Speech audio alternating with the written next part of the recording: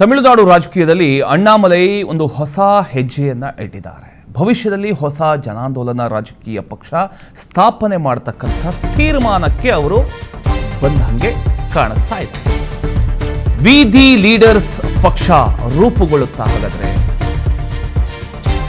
ಈಗ V leaders ಪಕ್ಷ ರೂಪುಗೊಳ್ಳಲಿದೆ ಅಂತ ಸಿಂಗಂ ಹೇಳ್ತಾ ಇದ್ದಾರೆ.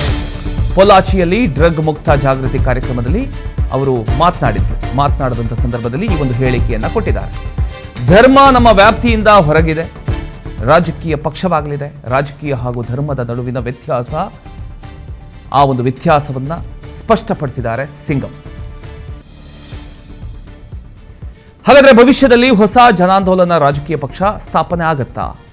ಈಗ ಆ ಒಂದು ವೇದಿಕೆಯಲ್ಲಿ ಅವರು ಮಾತನಾಡಿದಂಥ ಸಂದರ್ಭದಲ್ಲಿ ಇದಕ್ಕೆ ಎಲ್ಲ ಸಂಬಂಧಪಟ್ಟಂಥ ಎಲ್ಲ ವಿಚಾರಗಳನ್ನು ಅವರು ಹೇಳಿದ್ದಾರೆ.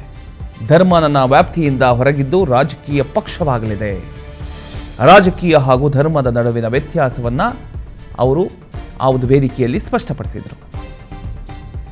ಹಾಗಾದರೆ ತಮಿಳುನಾಡು ರಾಜಕೀಯದಲ್ಲಿ ಅಣ್ಣಾಮಲೈ ಅವರು ಒಂದು ಹೊಸ ಹೆಜ್ಜೆಯನ್ನು ಇಡೋದಕ್ಕೆ ಮುಂದಾಗಿದ್ದಾರಾ? ಕಾದು ನೋಡಬೇಕು.